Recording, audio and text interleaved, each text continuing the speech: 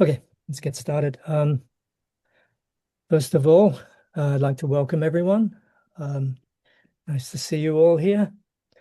So the topic and the underlying theme of this virtual roundtable or webinar is Indian concepts of the divine in dialogue with philosophy.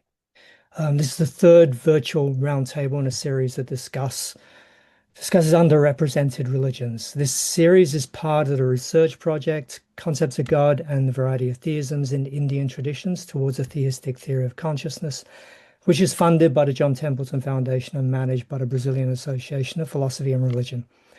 This virtual roundtable is organized in cooperation with the Association of Logic and Religion as part of its monthly webinar series. My name is Dr. Alan Herbert. I'm a research fellow at the Oxford Centre for Hindu Studies in Oxford and one of the organizers of the aforementioned research project, along with Professors Ricardo Silvestre and Benedict Girk. I'm also acting as your chair today in this wonderfully sunny London right now. Today, we're delighted to welcome three contributors to this discussion. These are Doctors Ananya Barua from the Hindu College, University of Delhi. Nishant Upadhyay from, going to butcher this one, Tsinghua Institute of Advanced Studies at Tsinghua University in Beijing, and Premagurt from the University of Vienna. So the format for today is that originally we're going to have Dr. Upadhyay will present, but now because he's having problems in China with this VPN system they have here, we're going to start with Dr. Barua. She'll present for 10-15 minutes. Then we'll have a short discussion. Then we'll have Dr. Upadhyay who will give a short presentation, after which we'll discuss further. If anyone has any questions or comments to add to our discussion, please send them to the chat and I'll relay them when I have a chance. Please also keep your microphones on mute. Unlike me, I've got these dinging things all over the place, so I apologize for this. If you prefer to ask a question or comment orally, please raise your virtual hand and I'll come to you when and if I can. If you have a problem with the virtual thing, just put your hand up. I'll see if I can see you, I'll do it. Just to get over to the first presentation, so we're going to start with Dr. Ananya Barua. She's been engaged in teaching at the Department of Philosophy, Hindu College and Delhi University for more than a decade. Her present work is especially in philosophy of mind, Greek philosophy, gender studies, feminism, environmental studies, tribal studies, Indian philosophy, analytic philosophy, phenomenology, and more. We seem to have a philosophical savant here. Let me quickly, give me a moment. Oh, I haven't got it. But she's going to speak on mainly around the Kamakya temple. I'm sorry I've lost your title. It's gotten lost in all the mess of my desktop. Maybe you can introduce yourself. So, Ananda, the floor is yours, please. Go ahead. Thank you so much, Alan, and the entire team of God and Consciousness. I hope I'm audible and everything is okay. All right. So firstly, thanks to all the ones who have joined, and hopefully we will have an enriching session today. Now, what I had in my mind was to, come up with some 8 to 10 minutes of discussion or rather presentation. And I would not be spending much time in introduction now. Let me just straight away come to the point. And here I start. So firstly, good afternoon from India. And thank you for this opportunity. And I would like to begin with a simple but difficult question. What do we mean when we say God? Much of philosophy of religion has answered this question using categories shaped by Abrahamic traditions, monotheism, transcendence, and so on. And is often treated as universal. But what happens when we encounter traditions where the divine is not transcendent, not singular in expression, and not primarily accepted? I want to suggest that such encounters do not merely add diversity, they challenge the very framework of philosophy of religion itself. Now, coming to the problem that I want to discuss today is the question whether Western or Indian philosophical traditions have the tools to interpret concepts of the divine across cultures. My argument is this: neither set of traditions is fully adequate without revision. And to explore this, I turn to a specific case, the Kamakhya temple of Northeast India.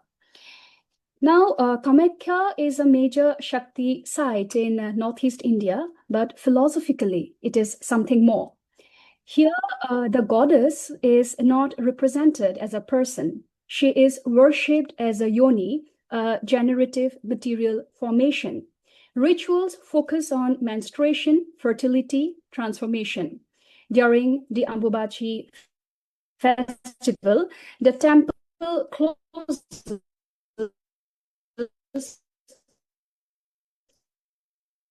mark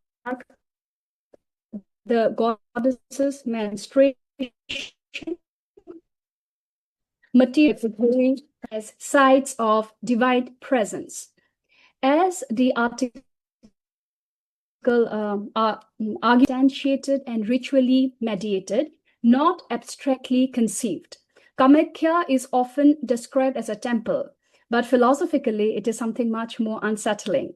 The goddess is not worshipped in human form. She is present as a yoni, a generative geological formation.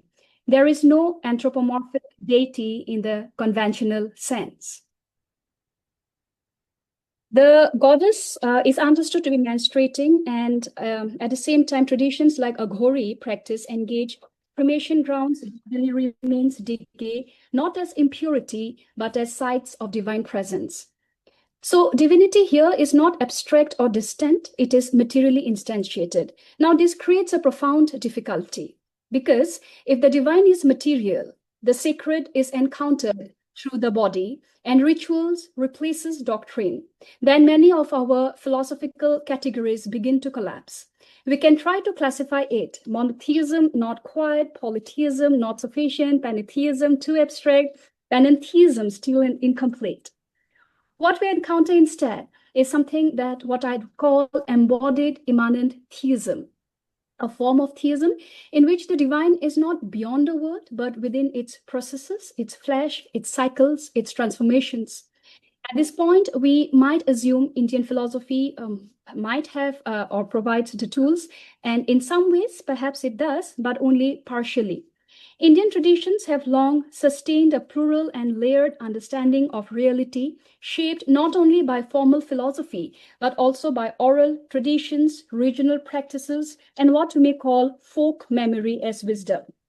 Consider the Jain principle of Anekanvada, the Vedic insight: truth is one, expressed in many ways. These are not just doctrines, they reflect a deeper cultural disposition, a willingness to allow multiple truths to coexist without forced resolution. This is not relativism. It is what I would call creative unity in diversity. At this point, one might assume Indian philosophy already provides the tools, but the situation is more complex. Indian traditions have long supported a plural and layered understanding of the divine, shaped not only by formal philosophy, but by wisdom too. And we see that in a lot of such expanses, the same deity can have various forms. For example, the Samshan Kali would be ferocious, whereas Bhadra Kali would be the one who is tamed. And also she's Annapurna, the nurturer. So the association with the deity also changes. Now, there are certain expansions of theism, three expansions basically. I want to highlight that the three ways Indian traditions, especially through Kamakhya, expand the idea of theism. Number one, theism as relational and contextual, which is the divine is not fixed. It appears differently depending on the seeker. As I had just mentioned, Kali, Samshan Kali is terrifying, associated with that. Bhadra Kali is associated with protectiveness and nurturing, and Annapurna feeds and sustains. In fact, Ramakrishna Parahamsa chose to see only the compassionate mother of Kali. So we must ask, Is the divine one or the divine many? Or does it become what is needed? Number two, theism as plural yet implicitly unified. Indian traditions often together multiplicity of forms and then underlying unity, not rigid monotheism, not fragmentations either. Even systems like Vishisht Advaita allow unity with difference. This suggests something important, a plural form of Advaita unity without uniformity. Number three, theism as embodied and material. Kamakhya pushes this further. Here, the divine is not beyond the body, but encountered through flesh fluid transformation. Ritual becomes a way of knowing, not belief, but participation, not abstraction, but experience. Are contradictions in Indian concepts of God problematic then? At Kamakhya, contradictions are everywhere. Purity and impurity, life and death, terror and compassion, but they are not resolved, they are held together. In Aghori practice, these opposites are deliberately crossed. So perhaps contradiction is not a failure. Perhaps it is a way of engaging realities that exceed binary logic, gender, marginality, and the goddess. There is another dimension here that is often overlooked, and which is Kamakhya, as I had just about mentioned, flesh as generative power, open space for women beyond heroic archetypes, the vulnerable, the everyday, the marginalized. Not everyone can be Durga, the warrior, but the goddess is also a mother, a nurturer, a protector. She becomes meaningful for kings seeking power, ascetics seeking transformation, ordinary people seeking care.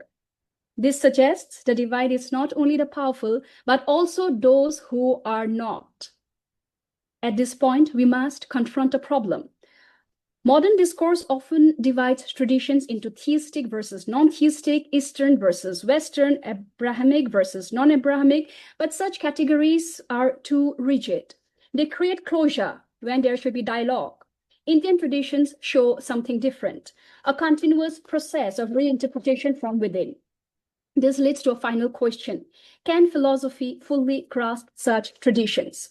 Because ritual knowledge is not propositional, embodied experience resists abstraction, perhaps philosophy must change from defining to listening, categorizing to engaging.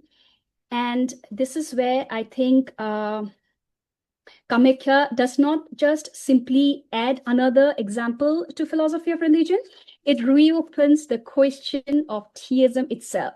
It shows us that unity and plurality can coexist, contradiction can be meaningful, embodiment can be sacred, and that the divine may not be a fixed concept, but a field of possibilities. So perhaps the question is no longer what is God, but what kinds of worlds and experiences make different understandings of the divine possible? Thank you. So yes, Alan. Thank you, Ananya, for that. That's enlightening in many ways, actually. So I'm just before I have a couple of things I wanted to add, but I wanted to open it up to a few others first. So I can see that Ricardo wants to say something, and then HD Goswami wants to say something. So let's start with Ricardo, and then we'll move over to No, I Goswami. didn't raise my hand. I just clapped. Oh, oh, you clapped.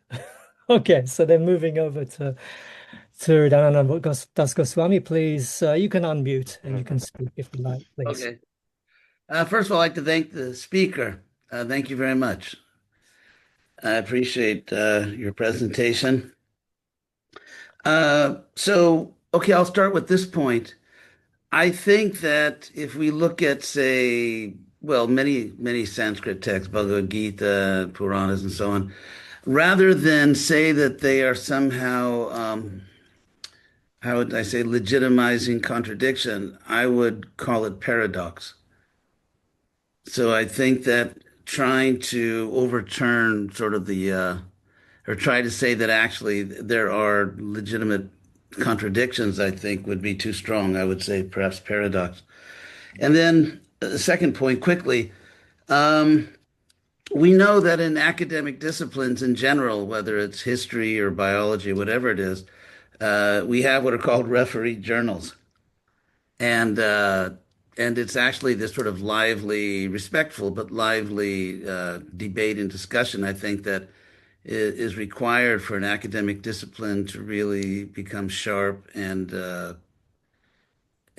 precise, and what distinguishes, let's say, a serious academic discipline just from an ordinary conversation. And so, in the Gita, I'm just going to, and these are not, I don't mean to present arguments. This is more just to present ideas that might be applied. It's not an argument against anyone.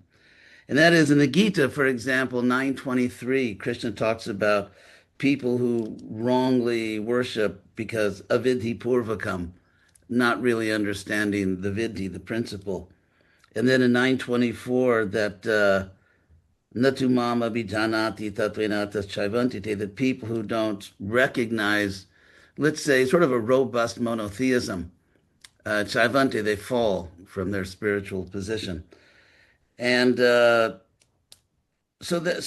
even Vishishta Advaita, which you mentioned, it's more, I think it sort of speaks to what I'm getting at. Also, Beta, the idea that there is an Advaita, there is a real unity, there is a oneness, but there's variety and there are distinctions which have to be made. And if the distinctions are not made properly, then someone is not a Tattvadarshi. They don't understand ontological categories. So anyway, those are just a few points which I'll turn over to you. Thank you. Thank you very much. It was a very interesting and valuable presentation.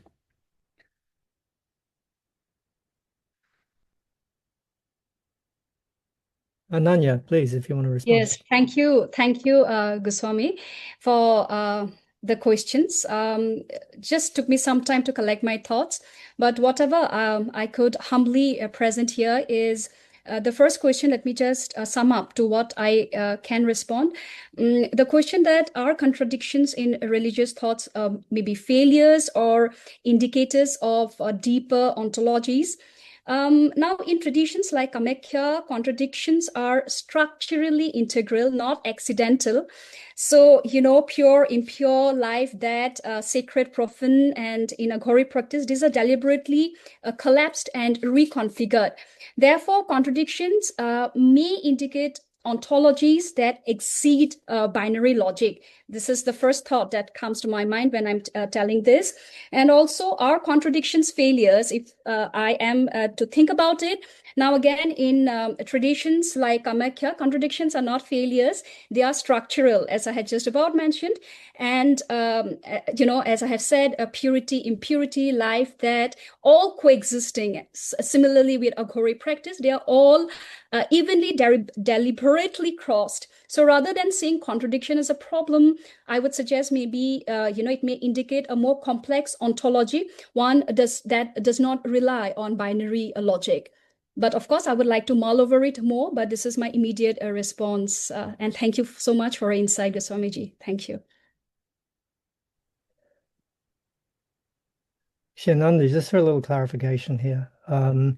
So we are talking of, I'm trying to understand how these are understood, let's just say by practitioners, whether they're Aghoris, whether they're priests at the temple in Kamakhya, whoever it may be. That are we dealing with? I guess we're dealing because we're dealing with the Aghoris, so we're dealing with the goddess, right?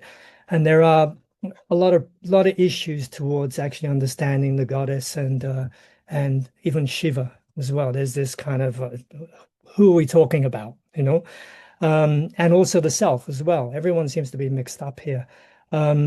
So are we actually talking about something adjacent, if I can use that Western terminology, of a contradictory ontology to a degree, or is this something epistemic? Is this the problem? Is it in actually understanding it? Well, which just to clarify for myself, what are we really dealing with here? An ontology or just an understanding of how this is, and the problems come from the understanding? Thank you, Alan. So, firstly, it is there in the ontological essence is there, but of course epistemically, because the first question when you have talked about goddess and of course Shiva, again the very question that is coming to me right now is God even the right term for traditions like Kamakhya, because it's the goddess there. Now, this is where it is interesting, because God is both useful and misleading. Useful because, it allows comparative entry into dialogue, and misleading because it carries assumptions, personhood, unity, transcendence, and Kamakhya presents a non-anthropomorphic, materially instantiated divine presence. So even the nomenclature of goddess or Shiva sometimes can be both useful and misleading. This is my response to you, Alan. And of course, I'm sure there will be many such interlinked discussions, but this is my first thought. Interesting. Before I ask the next one, is there anyone else who wants to add anything? So I wanted to bring this up really quickly because I actually had this discussion, and sorry to bring you into this, Prema, but we had this discussion, kind of a similar discussion going on specifically about the goddess, and how the concept of the goddess within specifically the Aghoris, and the Aghoris who from South India visit Kamakhya every year for that particular festival. And we were trying to figure out whether we could actually apply Western categories, whether they're monotheist, whether it's henotheist, whether it's panentheist, whether it's whatever, a cosmopsychist, you name it. We're trying to apply these different categories and see if it would work. And Prema, his expertise lies in ethnography, so he's actually been with them and engaged with them. And so I was trying to get a feel for how they would respond to these questions of like these kind of categories we place onto the goddess for them, or the divine, or whatever you want to call. And in the end, it was for me, with my kind of just trying to be analytic about it and trying to create some kind of clarity in the way my mind works. It was kind of frustrating in the end because I could never quite get to a full understanding of what this was. But I think there was an interest for me because, like you were kind of alluding to in this, is it really just the categories that are the problem? Is it really just we kind of bring these ideas, and it's not even philosophical categories, it's also categories that we have accumulated through our own nurturing of whatever system of thought we've had throughout our lives, and we kind of try to apply them onto a very, in my sense at least, a very kind of foreign way of seeing things and understanding things. There's very praxis orientated. It's very much to do with the moment. It's very much to do with possession, these types of issues as well. So for me, that conversation was both enlightening and frustrating.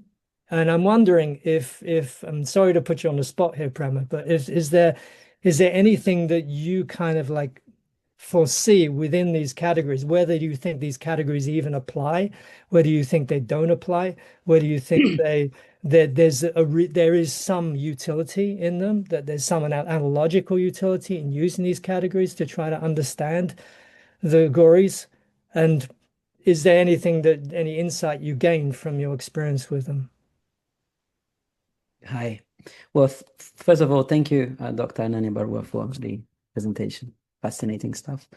I don't know, as you correctly point, and I'm not coming from a philosophical background, and this is a webinar with people of all sorts of philosophical background. I'm a Sanskritist, I'm an ethnographer. I know nothing of philosophy, but I do know this, that I think we have to rethink our epistemologies when we look at stuff like Kamakhya and perhaps beyond Kamakhya and other places in South Asia and beyond. And what I think it would be useful, it would be to really try to understand the indigenous epistemology and the creation of knowledge done by the people themselves who are a Kamakia, who participate in Kamakia, and who worship in Kamakia. Which is to say, it's multiple varieties of voices. It's not just the Agoris, and it's not just the Tantrikas. It's all, the temple itself is run by Pandits, by Brahmins. They're not run by Tantrics.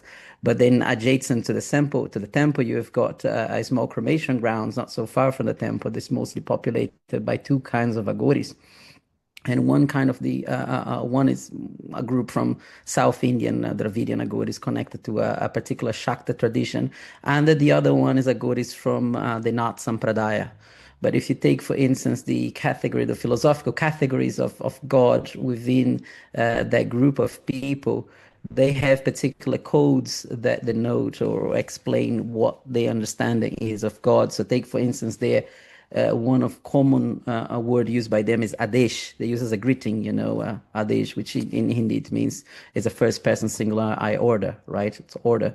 But the tradition itself understand it to be a threefold word which breaks down in Adesh and Shah, which means Atma, Jitatma, and Paramatma. And that's the understanding of God. Is the Atman, it's the abstract Atman, the Paramatma within the Atman, and also the Deha from the Desha is the Deha, which is the Jitatma rather than the Paramatma. Atma, Paramatma, and Jitatman. And these three categories of three ontologies of God per se is understood to be a unity.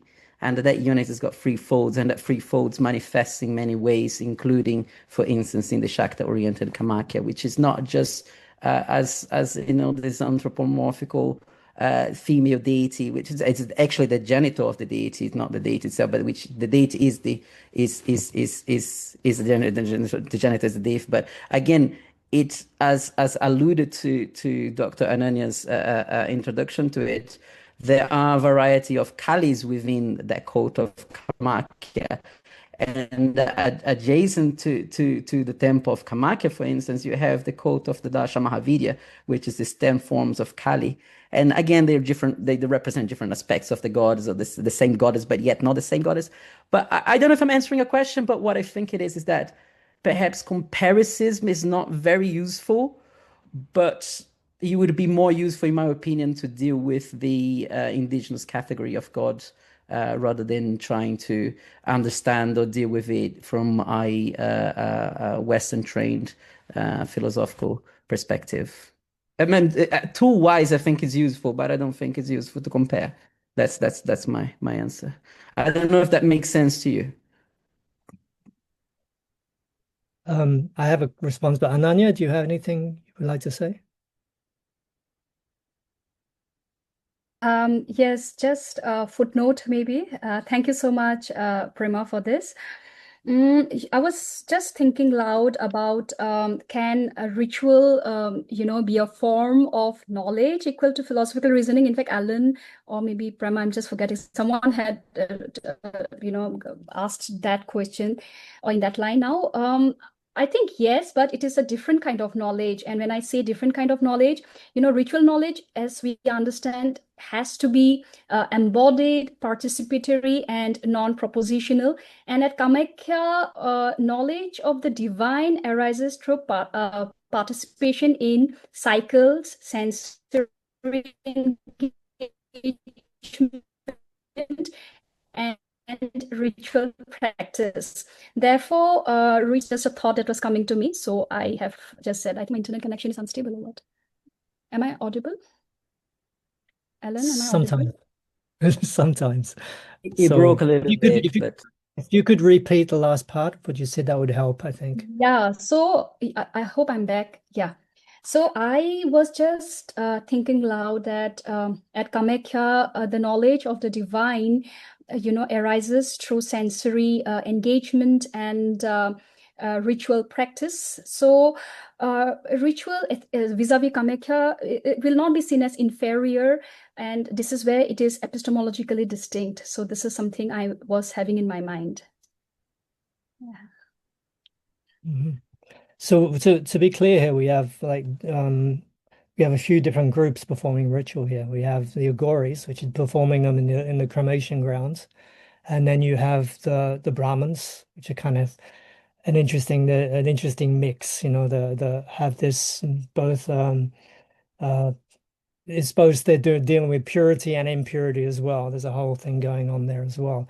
So when you're speaking, are you speaking from the Ananya? Are you speaking from the point of view of the Brahmins in the temple, the Agoris, or both? Or Both. okay, Both. okay, yeah. In your experience premise, so we were talking about. Do you think that okay, between all of you actually, do you think there's because the one issue that comes up in my mind about moving away from these categories is the issue of clarity. And I think that sometimes we tend to throw out these categories too fast in a sense, because there is a utility to them in a sense that they do create a certain amount of clarity of thought.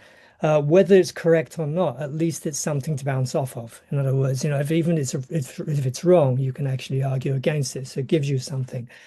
So do you think between you, do you think there's an actual do you think there's a way of creating some kind of philosophical clarity? And maybe this is Ananya's kind of area, philosophical clarity uh, with regard to a concept of a divine um, within both the Agoris and the Brahmins in the temple there. Or do you think that it just needs to be? I think you mentioned earlier, you said the idea of possibilities, they're endless, or the field of possibilities, which kind of leaves it a little bit ambiguous and open in a sense. But do you think there's any chance of clarity, or do you think we should just avoid and not even worry about clarity at all?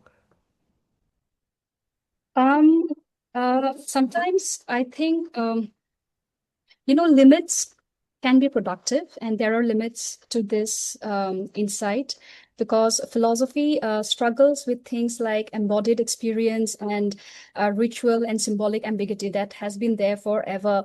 But instead of treating these limitations as failures, I think we should see it as an invitation to rethink what philosophy can do. So the limit is not an end point.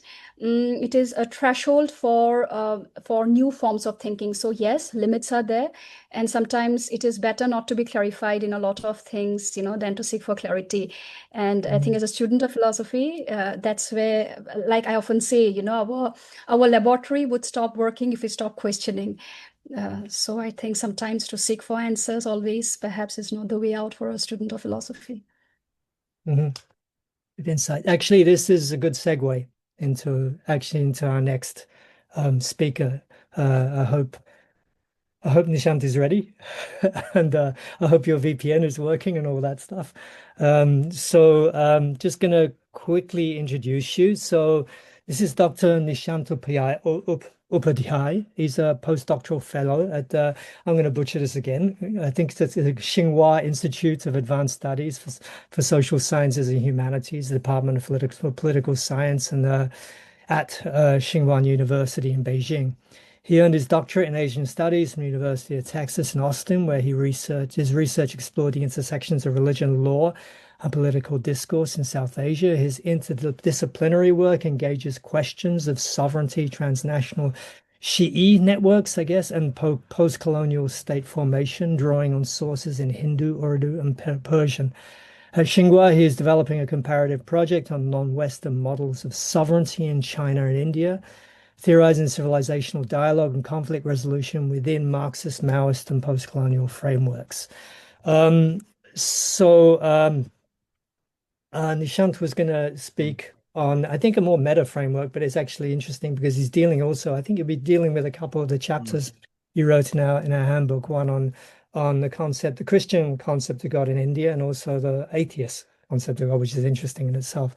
So anyway, I'm going to give it a floor, get out the way, and Nishant, welcome, and look forward to hearing from you. Thank you so much, Alan. It's been wonderful. It's been a few mini heart attacks to to make the VPN work. I guess that's the US-Iran war affecting here differently. But other than that, yeah, no, definitely. I'm going to talk about something that I've been working on two, three different projects simultaneously. So one of them is obviously this kind of intellectual history of the term religion and how we come to use it in different ways at different points. So I feel like this is where the terms of religion and religiosity, both of them require some intellectual unpacking. So we are not only questioning what is their epistemology, but also their ontology and teleology, namely not just what religion is, but also how this category came to be and why it emerged the way it did. And I think one of the ways is to first of all kind of give away this logic of universalism versus particularism that often comes in play. And I think it is rather because of the internal problems and contradictions which are inherent in the category of religion itself, which again needs to be contextualized before I begin talking about my chapters. So again, in many ways, the way we think about religion and all the associate terms and how we classify God, uh, a lot of them, I mean, though monotheism in itself is an older term, and polytheism emerges as a charge, and all these things kind of emerge over time, but they're kind of condensation in this broader category of religion that we study in religious studies is not older than the Enlightenment period itself. Well, I would argue that because the Enlightenment periods or the Age of Reason in itself is the birth of modern disciplines. And obviously, the study of theology and many other things pre-existed in many parts of the world, including in Europe before that. But I'm again arguing about something that is very contingent in how religious studies are done today. So this is where we have to see that um, the project of religion has been really integral to the project of nation building and state building in almost all across the world, whether it's in form of secularity, whether it's in form of Carl Schmitt's political theology, whether it's in form of the Marxist idea, opium of the masses. In all these kind of contradictory forms, in and out, religion has been something that has underlied capitalism, industrial development, expansion of religions all across the world, and including Christianity. So, and this is where a lot of other disciplines closely intertwine with religious studies. So the idea that the East-West distinctions, global North, global South distinctions, colonial, post-colonial dynamics, all of these further complicate this category. So one is left questioning, again, as someone who starts to study religion later in my life, is what is religion, academically, so to say? Why is there no definition of it? Surely there must be a universalist impulse under these many particulars somewhere to come up with a working scaffolding. But as soon as this is applied to India, or in this case China as well, it faces more challenges. And the reason I believe are not mere colonialism, they are not merely internal, external. Again, it's not about colonial, post-colonial binaries that are often used, or Abrahamic, non-Abrahamic classifications. And the reason, as I've argued earlier, and I'll argue again, they defy these categorization not because India is a special case, but because the category itself is particularly universalized. That's a term I adopt from Wang Hui's discussion on the rise of modern Chinese thought. And this is where he's kind of using the similar question on Confucianism and Taoism, and I think that's a very interesting way to bring this discussion forward. So the approach I've outlined so far is what he actually calls particularizing the universal. So I would like to demonstrate this further by taking the two cases that I've written about in the Oxford Handbook, thanks to Alan. And these cases are of Indian Christianity and atheism. So simultaneously, I would like everyone to question in their minds is that what is Indian about Indian Christianity? And is it merely geographic, cartographic, national, subnational, or what is it? Is it tied to nation state, or is it just a romantic conception among liberals and the right wing alike? So, regardless, Indian Christianity in itself is a diverse set of traditions. It's not only diverse in its breadth, but that there are obviously Catholics, Protestants, Syriac Orthodox, Presbyterian, and many other denominations, but also in their conception altogether. Indian Christianity, as the story goes, begins with the arrival of Thomas the Apostle to India. There are diverse traditions around the story. One is set in Kerala, another in Punjab.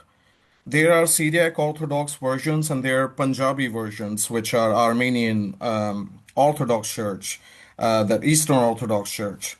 With certainty, we know that overland and oversea trades with the Arabian Peninsula, modern day Iraq, and Syria, that is the former Levant, and the Caucasian region, held a lot of potential where these kind of early ideas, I'm sure, of monotheism, even before Islam, kind of arrived in the subcontinent.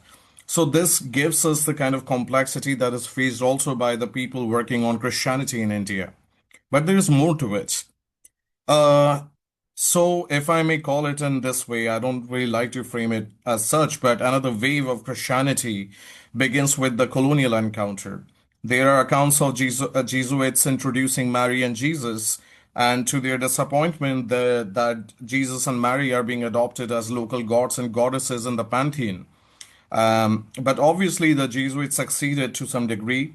It is this part, the colonial encounter, that has brought out the contention of Christianity's relationship with colonialism, which dominates kind of India's nationalist discourse today. But as we see on the slightest inquiry, scratching the surface alone, that this is untrue. So this is not the question of so much waves and when it comes and so on, but also how it destabilizes the category of Christianity itself. So in my chapter, I look at Punjab, where colonial era proselytizing among the caste stratifications provided Dalits, particularly the Chura caste, with a mode of challenging Hindu, Islamic, and Sikh traditions, all of whom, despite the latter two having very egalitarian ethos, became subjects of stratification themselves.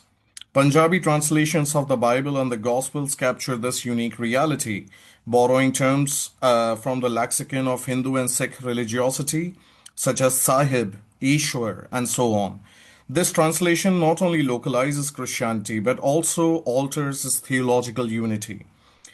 As such, if Christianity was to be taken as some sort of model for defining religions, this is where it kind of gets disrupted.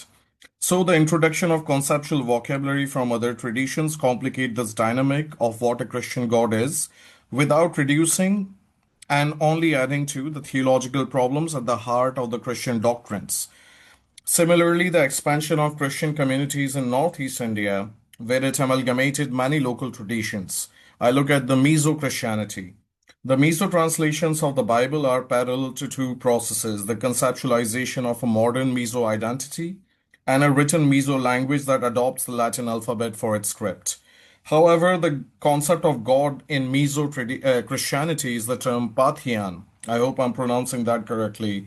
The heavenly divine being, unseen, transcendent, and earlier common to a group of various tribes living in the Lushai Hill regions, which ultimately gets incorporated into Christian Heavenly Father, and obviously with its tensions. So, with these two examples, I hope we see that even a category like Christianity, which is often assumed to be some sort of benchmark for religion or just the general idea that is referred to in the West, on close inquiry, uh, is neither evenly uniform, but it is actually contested, shaped, and challenged from the ground up. In this way, one may ask, do Punjabi and Mizo Christianity, and dare I use the term for time being, resemble religion? Do they fit into the categorization of religion? The answer is a clear no. This no does not only unsettle religion as a category of analysis, this no also unsettles religiosity as a predefined category to be imposed. What is more, this particularism does not deny the fact that Punjabi and Mizo Christianity are as much Christian as anything else or anyone else. So, with this, I turn to my second case, that is of atheism, because again, these two are kind of shared categories between East and West, so to say, global South, global North, beyond all these distinctions. So, in the modern context, atheism is often associated with a narrow version of denial and negation-based thinking, both due to its semantic construction against theos, atheos, but also due to the rise of the four horsemen of atheism in the West. In addition to that, atheism is also associated, and that's quite a lot thanks to the Cold War propaganda and binary worldviews, with socialism, where the elements of historical and dialectical materialism do produce a version of atheism, but not the entirety of it. But also with the studies of Indian philosophy and traditions, with many of the Indian schools of thought, we can see this kind of tension of atheism emerging. But this is where precisely the problem arises. India definitely had a long tradition of conceptualizing both religious movements and counter movements by challenging the ideas of God, the divine, and being in many forms. As such, a diverse range of Indian schools of philosophy appear or are defined as atheistic. Then comes the Indian categorization between astic and nastic, which simply mean there is and there is not, without clarifying what is there and what is not. So these categorizations, and I would refer here to the work of Andrew Nicholson, who was demonstrated in his book Unifying Hinduism. They are quite arbitrary, tradition specific, and negotiated in time. However, early Orientalist scholarship emphasized these categories a great deal, and later such conceptions were picked up by both the right wing and liberal left alike in producing the binaries of rationalist against orthodox and so on. So, all these conceptions, as I outlined earlier, are formulated in a specific dynamic register that emerges in the 18th and 19th centuries. In my chapter on atheism, I ask precisely against these formulations. If atheism as an idea is compatible with world affirmation and metaphysics along with materialism, why has it been defined as a negation when it affirms? So, some of the answers to this puzzle lie in India, while others lie in the West. So, one answer from India is how compendiums produced in India link the tradition of materialism to Charvaka alone. So, in absence of any materials from the Lokayat school itself, we are reliant on polemics and criticisms to construct an image of them. There has been some work done on this, but I consider this at length in my chapter. Then, of course, there's the other side. The rise of rationalism as a thought in India pushes some great Indian intellectuals, noble in intention, but bound by time and circumstances, to adopt the term Nastika to define themselves, to respond to communal and religious issues of their time, and to trace their roots to Charvaka and Lokayata. So, however, there is also a long interregnum between Charvaka and us. What is the atheist thought in this period then? So, in my chapter, I therefore argue, and kind of as an atheist, though I use this term very conveniently rather than explaining the complexity of belief, probably more an existentialist, we are not bound by the chains of prohibiting innovations. What is stopping us from exploring and writing a metaphysics, a positive ontology, and a broader philosophy of atheism? Of course, I'm not alone. Other scholars have worked on similar topics, but what I want to do is kind of to root it in the Indian context. So, in the chapter, I argued that an Indian atheism must rise beyond this tendency of Indian atheos that is simply responding to theology, and that there are other traditions of materialism which emerge from, such as the non-dual traditions of Kashmiri Shaivas, that atheists can respond to and formulate an atheism with kind of containing theos. It allows such possibilities. So, with these two chapters, with their seeming contradiction on face value, I would like to bring together some common points.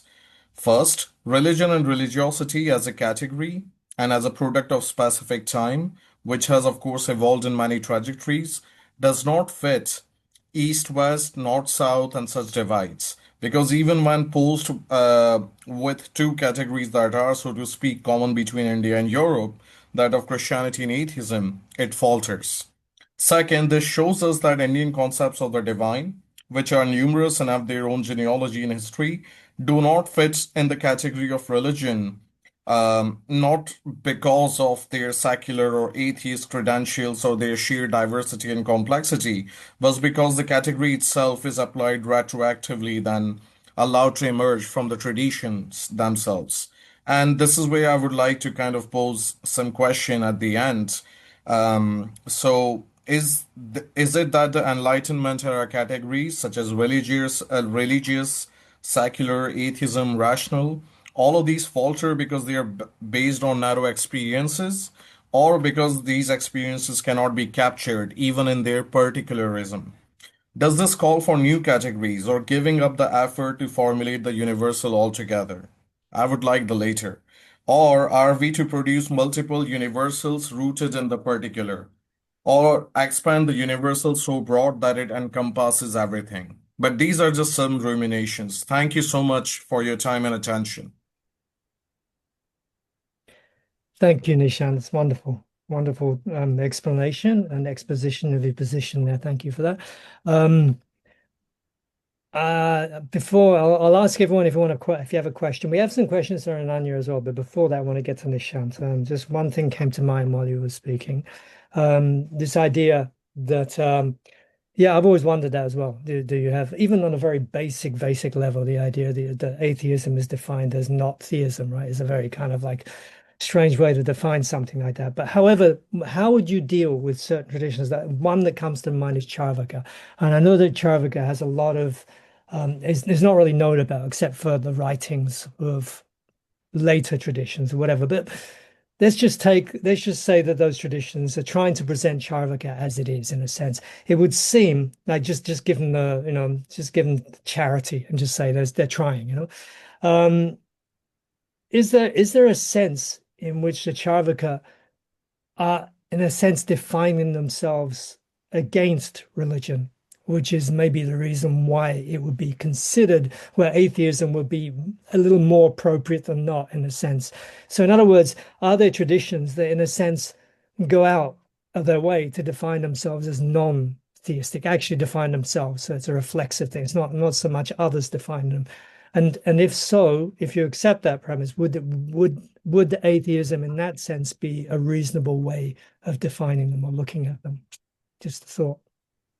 Yeah, no, I think it's wonderful, and I think precisely that's the problem. So, I'm just saying that for a long time, and this also appears in a lot of Indian texts and traditions, that Charvaka almost becomes the polemic category to beat down your opponent. And that's what materialism emerges to be, is kind of a negative thing, right? But obviously, like, there are these developments happening uh, industrial Europe, for example, which bring Marx to really bring out the idea of historical materialism or dialectical materialism and say that it's actually not bad and this is what we are, right? But also you have similar traditions in India, like Kashmiri Shaivas, who say that material is basically conscious or has a potential of consciousness, right? So it's not necessarily God that would equate to consciousness in these kind of scenarios, right? So I think there exists this kind of parallel process of questioning anti-material thinking. So one of the things which I would say, in fact, in uh, kind of like other way of asking this question is, so why do most of the religions are so hostile to materialism? um, or why are they kind of running away from the world in some sort of sense, right? Some sort of temporality. I'm not saying that all religions say that the world is wrong or it's bad or anything, but truly there needs to be an account for material reality, right? And that's where we kind of reach into this question where maybe atheism should not define itself just against these theological conceptions, but produce a version of materialism that might explain the world better. And I think there have been approaches that have been undertaken in this direction, but more so rooted in Indian context. I think even if we give Charvaka all the benefit of doubt, and let's say he emerges to be the hero that, oh, spend all you can, enjoy your life, right? This kind of hedonism that appears. Even if that were to be materialism, right? I mean, even in that kind of case, I don't think atheism has such moral bounds to challenge or it's to adopt that position as one of its own rather than the position of it, right? So, kind of like that atheism needs to open up as a category. And I think that's where the challenge is. And maybe by doing that, we'll end up defining religion. So that's where I've been saying is perhaps I don't know, just I teach a class here on intellectual history and I tell people maybe we've been eating ice cream from the wrong ice cream cone from the wrong sides. So so that's equally possible, right? So that's kind of my I hope it answers, but that's where I reflect on the potentiality rather than an answer. There's also an interesting I know I saw this recently. I'm sure you've seen it, which Mm, is similar to your ice cream analogy, which is where if you give a monkey a banana, it generally mm, opens it from the complete opposite direction that human would. mm. It's just a completely on the Oh, completely okay. different intuition going on, apparently. So anyway, but okay. So would you say that maybe rather than saying that atheism as a category, you can use it in a sense of a property, a potential property of something? Yeah, I mean it could generally reflect like and that's where I'm saying like I think there is weakness in both charges against Charvaka, for example, if we were to take them on face value, and also these sophisticated accounts of materialism that develop in the non-dual Shaivism, right? And so you kind of have to question what made this jump in a way, right? What made people take the leap? And historically, and it's not only the question of history, it's also the question of idea itself. And I would say, yeah, I think that's where I think atheism could be defined more in terms of property rather than the category of something to be governed ultimately. So, yeah, Mm. that's one of the May ways, I, in my opinion. may I Yeah. ask you, Who's this? Nishant, Please. I'm Archana. I wanted to ask one question. Okay, Hmm. okay, go Am for I it. audible? Do you hear? Just It's one a little short bit just clarification. Yeah. okay, just speak Regarding, slowly and we can get you. yeah, regarding, no, I wanted to know, like when you said of varieties of theism in Indian perspective, and as you said, there were also other kinds of dialogue, if you see. If you go to Rabindranath Tagore, to Gandhi, see, there was another kind of dialogue, which is not just a colonial kind of marketing of what we see the trend today, like all religions also becoming part of that. Beyond that, when we had another kind of dialogue, where even nation and international, what Tagore and Gandhi and all, they tried to say that there was not much difference, even from Krishna, Vishnu to Kali to Christ, all can go for a meaningful dialogue if you identify some shared common or can be some common points. A God as love, suppose, or kindness. Can we take this as another kind of dialogue? Just one question. And also the Nastika, you said there are different categories of Nastika. Some were like without even Jainism and all, they had high moral values, and these were called Nastikas because of the Vedas and not believing in the Vedas. But there was the moral virtues of the Ahimsa and the, so some Nastikas were completely like complete materialistic in a sense. So can there be differences of this kind of Nastikas again, of different kinds? Okay, Thank Ishan, you. Sorry, may I? Yeah. could you just rephrase what you Yeah. see as those questions so all of us can get you? So I think I'll again I'm eating ice cream from the other side, so I'll have the second question first, and then I'm just saying that okay, so Nastika as a category, right? So this is where I kind of talked about Andrew Nicholson's book. So if you see Hemchandra writing in 8th century, you would see that he categorizes Jaina as an Astic school versus Charvaka is only left as an Astic, right? So there have been these multiple categorizations back and forth where people use these categories instrumentally rather than these categories meaning anything in themselves, right? So to take this idea that this is the definition of Nastika, this is the definition of Astika. I think no, it wasn't as such. And this is a lot of what Orientalist historiography has been, that it has tried to define Shadanga of Vedas as these kind of authoritative representatives of Brahminical system and so on, right? But we see that these ideas are challenged. So I would refer to, again, I'm not an expert on this, but Andrew Nicholson is. So I would certainly refer you to his work on this subject. He kind of brings a very good exposition. And I didn't really quite get the question of Gandhi and Tagore.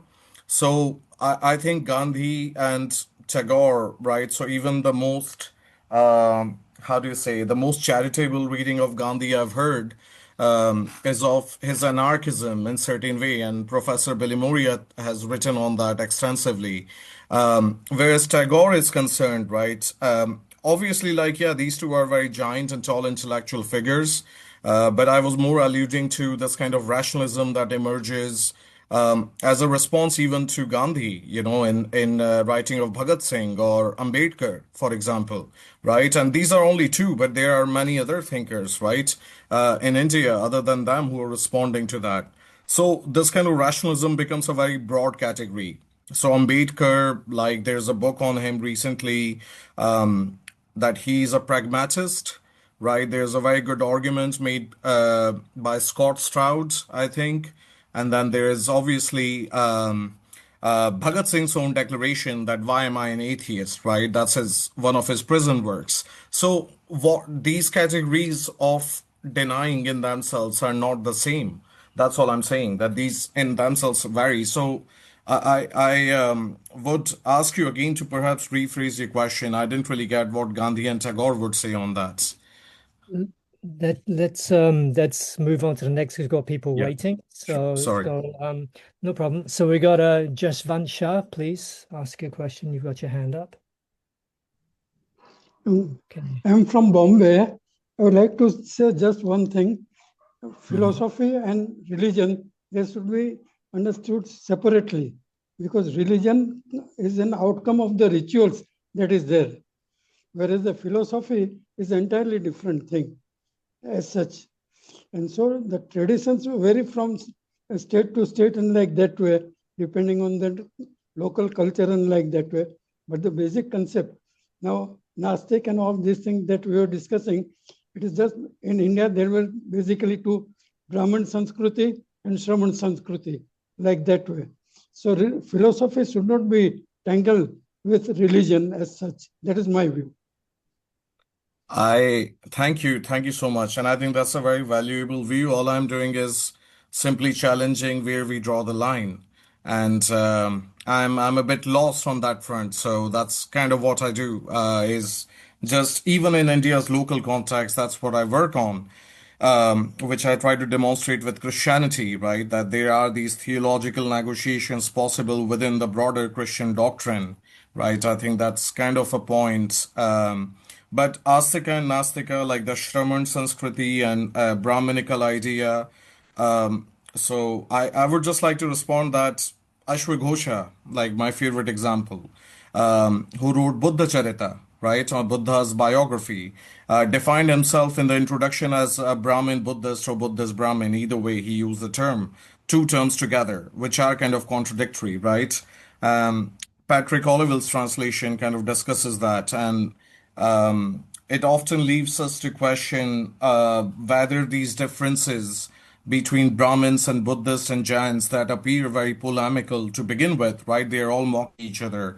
But how distinct and how kind of conflictual they were in reality. Some of the research recently has kind of also questioned that.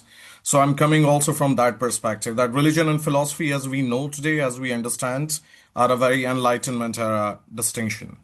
And I'm not saying that has to be done or undone, that is totally up to us. But I'm for the fun of it, undoing it. Thank you very much. Thank you so much. Okay, thank you for the question. There's a question in the chat, K. Subramanian, which is really about subjectivity, I think. So maybe I'll read it out and see if it's see what it is. It says, we can read it out if you like, I'll do that. Yeah. Material is an object of nature. Materialism is a construction of the human mind. Similarly, theology is a way to live based on faith on something larger than conceivable by human mind, i.e. God. Theism is a construct of the human mind. All ism constructs of the mind are subject to the understanding and perspective of individuals. Do you want to comment on that, or do you think it's Yeah, self-explanatory? it's just I'll comment. This kind of criticism of ism, because I'm in China, I'm going to say it very directly. There's Liu Shaoqi, one of the communist intellectual. He has an amazing book called How to Be a Good Communist, right? I think that was very read in Global South for a long time. He kind of has this criticism of isms, right? And he's very profound intellectual of the early 20th century China. So I think he kind of answers this question, and I'll leave it to that. I'm sorry, I'm not just citing people to leave it, but I think some people have answered it better than I could. So just that. Thank you, though. It's a nice question. Yeah. Okay, so I think the other ones, before I go to the other ones, I think mostly on Farananya, which we might go back to if she's still here. One quick thing. To a degree, I actually, this is Nishant, I actually agree with you with this problem. It kind of extends to very, very kind of not just underrepresented religions, also very representative religions as well. And there's always this battle, and I've had this battle, and I still do to this day, actually, with defining Brahman and things like that, because in a sense, is it theistic? Can we actually define Brahman as theistic? And whether you're looking at Advaita Vedanta, whether you're looking at the grammarians, whatever you want to do with Vach, all these kind of just ubiquitous kind of whatever. But then I guess you're moving into the realm of consciousness. And do you think there's anything within that realm of consciousness in which you can kind of categorize or just even propertyize or whatever these traditions we would ordinarily look at as non-theistic or whatever without, I'm getting caught up, it's just trying to get away from the word atheistic is very difficult because it's just so, it's a convention now. So, anyway. Yeah. Anyway, do you think maybe mysticism means, or do you think that's also leading into a kind of a theistic argument or something like that? Yeah, I think this is where perhaps I think we have to choose precisely the point of drawing the line, right? That's some sort of question at the core of everything here. And where do we draw the line between God and consciousness in itself is something very challenging, even in the so-called very theistic pious traditions, like, looking in that kind of way. So I think it's just a matter of, I think this is where the authority is contested and debated, who gets to draw the line and who gets to define sorry, it's a very Machiavellian answer, but, it's like about who gets to draw the line and for how long. And I think God and consciousness I think this is where a lot of theism, atheism could be debated. But I think at the same time, again, as I say, that atheism in itself is a very broad variety. So even if we were to look, I don't know, just a very core claim of Marx, for example, because I have no other quote in my mind, but he would say that is the material reality and material production that defines our consciousness, right? And this kind of claim at the core of materialism, dialectical materialism, that Marx brings, whether we agree or disagree with it, is a different question. But the fact he shows that the equation can go other side as well, that it's not always consciousness, mind defining matter, but matter could be defining our mind equally or at the same time. So I think this is the question of just where we choose to, based on which philosophical tradition we choose to draw the line. And I don't think it's so much, and this is where I think East-West distinction goes away in intellectual history, and you kind of are left with this broad problem of human knowledge that it's all arbitrary. So I think, yeah, I would argue, and I mean, I maintain this, it's a very sad answer, but it is very arbitrary. I think it's very temporal and spatial. So that'd be my answer. And would you say that is there utility to such an approach, an arbitrary approach? Is there utility to taking a presupposition and Oh, running yeah, with yeah, that yeah. presupposition? I, And how would that uh, fit in with your critique? Oh, definitely. I think there is a utility. There is some sort of utilitarian pragmatism there, right? I'm not going to deny that.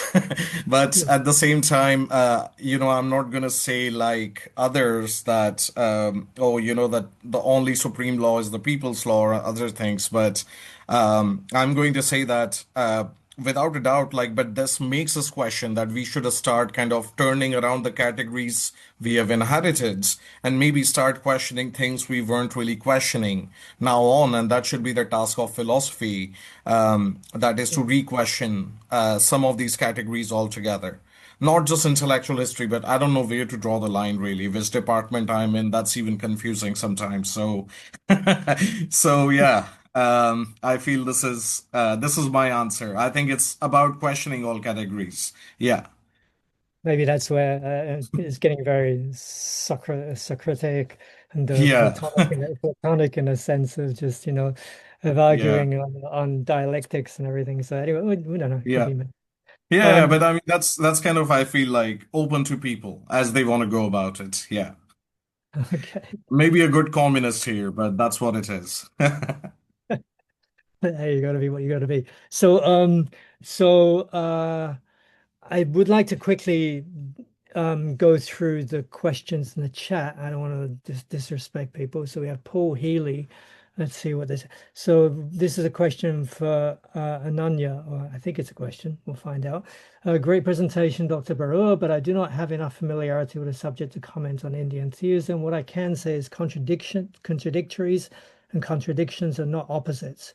Opposites only have any meaning when ground within the dialectic's terms of inference.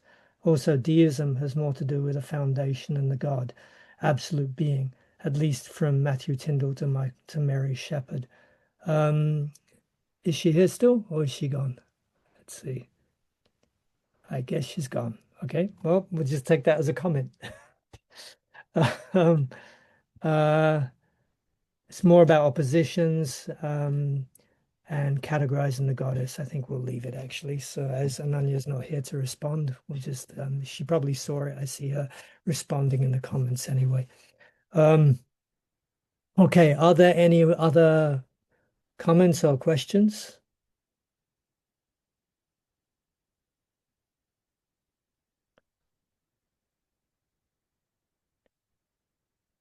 Okay, I think we are at the stage now of no return.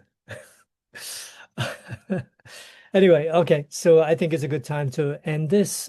This was a huge topic taken in a very short amount of time, something that we cannot really do justice to in this amount of time.